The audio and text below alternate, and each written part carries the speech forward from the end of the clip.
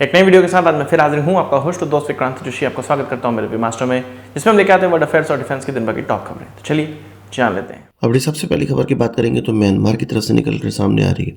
Arakan army की तरफ से रैखिन स्टेट के 18 प्रोविंस में से, या आप कह सकते हैं कि 18 जिलों में से 15 जिलों में अराकान आर्मी, जो कि म्यांमार की जुंटा के खिलाफ लड़ने वाला एक एथनिक ग्रुप है, उसकी आर्मी है, उसकी तरफ से कैप्चरिंग कर ली गई है। और अब आप कह सकते हैं कि रैखिन स्टेट में पूरी तरह से अराकान आर्मी का कब्जा हो चुका है। और ये भी कहा जा रहा है कि म्यांमार से अलग होकर एक नया देश भी बनाया जा सकता है। ख़ास बात यह है कि इस जो रैखिन शहर है या जो रैखिन स्टेट है, इसका जो एक्सेस है वो समंदर से पूरी तरह से है। बांग्लादेश से भी इसका बॉर्डर मिलता है और बांग्लादेश के लिए तो ये सिरदर्द है ही, साथ ही साथ अन्य कंट्रीज़ के लिए भी ये सिरदर्द है। अब ये सिरदर्द है या आगे चल के और बेहतर रिश्ते करेगा उनके अन्य देशों से, ये तो वक्त ही बताएगा। पर अराकान आर्मी को बहुत बड़ी कामयाबी मिल चुकी है और धीरे धीरे ये पूरे के पूरे स्टेट को कैप्चर करते चले जा रहे हैं और एक नया कंट्री बना सकते हैं। यहाँ पर गौर करने वाली बात यह है कि भारत का इन्वेस्टमेंट भी इस क्षेत्र में है, क्योंकि ये जो एरिया है वो गैस रिच एरिया है। गैस रिच एरिया से अगर हम लोग बात करें तो इस एरिया से चीन के लिए एक पाइपलाइन जाती है, उसको भी अराकान आर्मी की तरफ से कैप्चर कर लिया गया है। उस पर भी अधिकार अराकान आर्मी की तरफ से कर लिया गया है। ऑयल और नेचुरल गैस प्रोजेक्ट यहाँ पर लगे हुए हैं, जो कि म्यांमार के लिए एक बहुत अच्छा इनकम का सोर्स था और म्यांमार की जुंटा के लिए बहुत इनकम का अच्छा सोर्स था। ये जो पाइपलाइन है, इसमें चीन की सरकारी कंपनी CNPC, साउथ कोरिया की कंपनी पॉस्को, भारतीय फर्म और म्यांमार की oil and gas enterprises involve थी। ये जो एंटिटी है ये अभी वेस्टर्न सैंक्शंस के तहत दबी हुई है, या आप कह सकते हैं कि इस पे वेस्टर्न सैंक्शंस लगा हुआ है। मतलब इससे जो कमाई होती है वो जुंटा तक 1 नंबर से नहीं पहुंचती, 2 नंबर से पहुंचती होगी।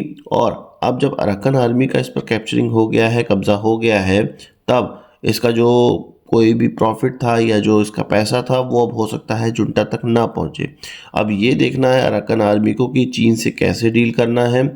अराकान आर्मी की तरफ से ये जो पैसा है वो कैसे चीन से लिया जाएगा और अराकान आर्मी की तरफ से रैखिन स्टेट में इस पैसे को कैसे डिस्ट्रीब्यूट किया जाएगा या कैसे लोगों की भलाई के लिए इस पैसे का इस्तेमाल किया जाएगा। क्योंकि अभी तक जो ये पैसे था ये सीधे जुंटा के पास चले जाता था और जुंटा म्यांमार में लड़ाई को प्रमोट करता था या लड़ाई करता था। इसी बीच म्यांमार के अंदर पावर कट की सिचुएशन भी बहुत ज़्यादा भयंकर हो गई है और जुंटा की तरफ से जितने भी अपने आर्मी के इंस्टॉलेशन है उनमें केवल बिजली दी जा रही है, बाकी जगहों में लगातार पावर कट चल रही है। तो म्यांमार की स्थिति बहुत धीरे धीरे घातक होती चली जा रही है। पर अराकान आर्मी की तरफ से 4 साल के इंटेंस लड़ाई के बाद एक सिग्निफिकेंट जगह पे कैप्चरिंग हो गई है, कब्जा हो गया है। आपका इस पर क्या कहना है कमेंट बॉक्स में ज़रूर बताइएगा। अब बात कर लेते हैं अमेरिका की, और अमेरिका के द्वारा पाकिस्तान के दुश्मन तालिबान को पैसे दिए जाने की बात की। अब तालिबान पाकिस्तान का दुश्मन है कि नहीं है ये बहुत ज़्यादा नहीं कहा जाता, पर तहरीक तालिबान पाकिस्तान ये ज़रूर पाकिस्तान का दुश्मन है और इसको भी ये पैसे मिल रहे हैं। अब ये कैसे पैसे मिल रहे हैं मैं आपको बताता हूँ। असल में US जब अफ़गानिस्तान से बाहर निकला तो वहाँ पर लगभग $7 बिलियन का हथियार जो था वो छोड़कर आया, वो एक तरह से हैंड ओवर कर दिया गया तालिबान को। इसके अलावा US के पास लगभग $57 बिलियन कैश था जो कि तालिबान को दिया गया। और 2021 के बाद लगातार अभी तक अफगानिस्तान के अंदर $2.6 बिलियन US की तरफ से ट्रांसफ़र किया जा चुका है और ये NGO के माध्यम से ट्रांसफ़र किए जा रहे हैं। ये मैं नहीं कह रहा हूँ, ये कांग्रेशनल रिपोर्ट कह रही है अमेरिका की। इसका मतलब ये है कि $40 बिलियन वीकली ट्रांसफ़र किए जा रहे हैं अफगानिस्तान को, और आप कह सकते हैं कि अफगानिस्तान में सीधे तालिबान को, और अभी तक $3.5 बिलियन अब तालिबान को ट्रांसफ़र किए जा चुके हैं। और ये चीज़, ये खुलासा या इस रिपोर्ट का खुलासा एक एक्स यूज़र के द्वारा किया गया जो कि लारा लोगन के नाम ये जानी जाती हैं। ये एक जर्नलिस्ट हैं और इसी को इलॉन मस्क की तरफ से भी रिट्वीट किया गया और पूछा गया कि ये जो US का टैक्स पेयर का पैसा है ये तालिबान को क्यों दिया जा रहा है, क्या एक्चुअल में दिया जा रहा है। अगर ये पैसा अमेरिका की तरफ से तालिबान को दिया जा रहा है तो ये पैसा धीरे धीरे सीधे टीटीपी के पास भी पहुंच रहा है, जो कि पाकिस्तान के नाक का दर्द बना हुआ है और चीन के नाक का भी दर्द बना हुआ है। अमेरिका यहाँ पर पाकिस्तान को भारत के खिलाफ इस्तेमाल भी करना चाहता है, पर पाकिस्तान को चीन की गोद में भी बैठने नहीं देना चाहता है। उसको ये पता है कि टीटीपी पे अगर हम इन्वेस्टमेंट करेंगे तो डायरेक्ट पाकिस्तान को हिट कर सकते हैं और पाकिस्तान का एक फ्रंट खोल सकते हैं। अगर पाकिस्तान परेशान रहेगा, पाकिस्तान कमज़ोर रहेगा, तो चीन कमज़ोर रहेगा पाकिस्तान के अंदर। और यूएस एक तरफ से अफ़गानिस्तान में ना होते हुए भी अफ़गानिस्तान के अंदर अपनी पकड़ बनाए रखे हुआ है। और ये हमारा मानना गलत है कि अमेरिका वहाँ से निकल गया तो उसकी पकड़ ख़त्म हो गई या तालिबान वहाँ जीत गया। यहाँ पे क्लियर हो रहा है कि अमेरिका की तरफ से तालिबान को वहाँ पर जिताया गया या तालिबान के हाथ में अफ़गानिस्तान सुपुर्द किया गया है। आपका क्या कहना है कमेंट बॉक्स में ज़रूर बताइएगा। बात कर लेते हैं चीन की। चीन की तरफ से ब्राज़ील के सामने चेंगडू J-10 रखा गया है, जो कि अभी तक वो पाकिस्तान को बेच चुका है और अपने यहाँ भी इस्तेमाल करता है। सिंगल इंजन वाला ये एयरक्राफ्ट अत्याधुनिक एयरक्राफ्ट है, ऐसा चीन का कहना है, और ब्राज़ीलियन एयरफोर्स के लिए ये उनके सामने रख दिया गया है। अब इससे पहले भारत ने ब्राज़ील के सामने तेजस MK1A रखा था, पर तेजस MK1A ये मानना चाहिए कि इस J-10 एयरक्राफ्ट से इन्फीरियर है ऑन पेपर। एक्चुअल लड़ाई में अभी किसी को भी नहीं देखा गया है, नहीं आंका गया है, पर ऑन पेपर ये उससे इन्फीरियर है। और अगर ये एयरक्राफ्ट ब्राज़ील के सामने रखा गया है तो हो सकता है ब्राज़ील इस एयरक्राफ्ट को चुन ले। पर यहाँ पर कैच एक ये है कि भारत के साथ जो ब्राज़ील की डील होने वाली है, अगर तेजस MK1A की डील होती है तो वो एक बार्टर प्रोसेस के तहत होगी। Brazilian aircraft, Brazilian transport aircraft हम खरीदेंगे और हमारा एयरक्राफ्ट, हमारा हल्का लड़ाकू विमान वो खरीदेंगे।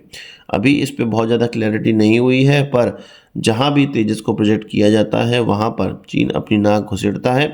और क्योंकि चीन के पास पैसे हैं, अलग अलग अच्छी अच्छी डील वो खरीदार देश को देने की कोशिश करता है, जिससे कि खरीदार देश उसके लुभावने ऑफर पे फिसल जाता है। अभी देखना है कि ब्राज़ील को कौन अपना एयरक्राफ्ट बेच पाता है, पर भारत की स्थिति एयरक्राफ्ट बेचने की या एक्सपोर्ट करने की बहुत ही ख़राब है।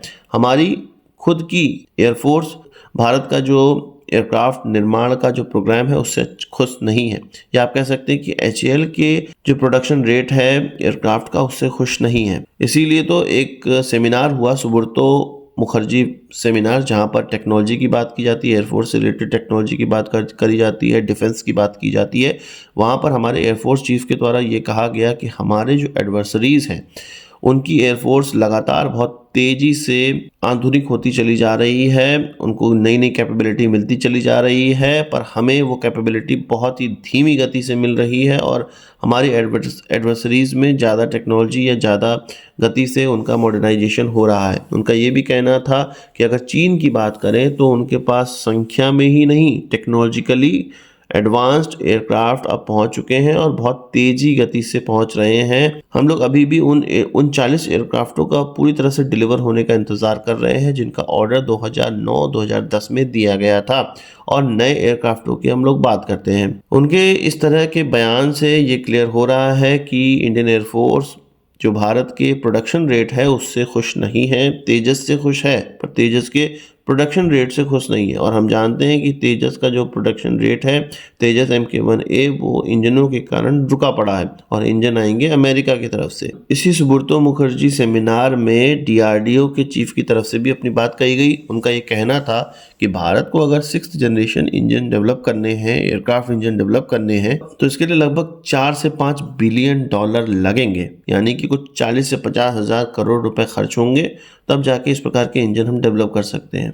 मेरा यहाँ पर कहना है कि 4th जनरेशन कावेरी इंजन हम डेवलप अभी तक नहीं कर पाए हैं। हम 5th जनरेशन को भी छोड़ रहे हैं, हम 6th जनरेशन की बात कर रहे हैं। हम बातें बड़ी बड़ी करते हैं, इन्वेस्टमेंट भी कम करते हैं, और अगर इन्वेस्टमेंट हो भी जाए तो उसका जो नतीजा है वो भी बहुत हल्का फुल्का ही निकलता है। और ये चीज़ मेनली हम लोग इंजन के लिए कह रहे हैं।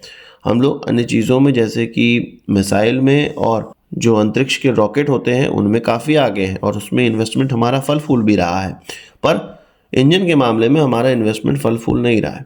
ये चीज़ अंतर्राष्ट्रीय तौर पे भी रोकी जा रही है, भारत को इंजन की टेक्नोलॉजी न देने का प्रयास किया जा रहा है, पर बड़ी बड़ी बातें हमें नहीं करनी चाहिए। अभी तक हम लोग 4th जनरेशन इंजन डेवलप नहीं कर पाए हैं और उसी में हम लोग लगे हुए हैं। 6th जनरेशन इंजन की बात नहीं करनी चाहिए। अगर 4th जनरेशन भी हमारे पास डेवलप हो जाता है तो भी हमें बहुत बड़ी सहूलियत हो जाएगी। हाँ, R&D में खर्च करना चाहिए, ये हमारे DRDO के चीफ का कहना अच्छी बात है, पर हम लोग 6th जनरेशन इंजन की बात अभी नहीं कर सकते हैं, और अगर करेंगे भी तो केवल बातों ही बातों में होगा, कुछ ऑन पेपर नहीं होने वाला है। आपका क्या कहना है इस पर कमेंट बॉक्स में ज़रूर बताइएगा। आज के इस वीडियो के लिए बस इतना ही। आशा करता हूँ कि वीडियो पसंद आया होगा, आप इसको एक बड़ा thumbs up जरूर देंगे। इस वीडियो संबंधी सवाल सुझाव हो कमेंट बॉक्स में जरूर लाइएगा, और यदि आपने हमारा चैनल सब्सक्राइब नहीं किया उसे भी कर लीजिए, क्योंकि हम इस प्रकार की वीडियो लाते रहते हैं। नमस्कार, थैंक यू, जय हिंद।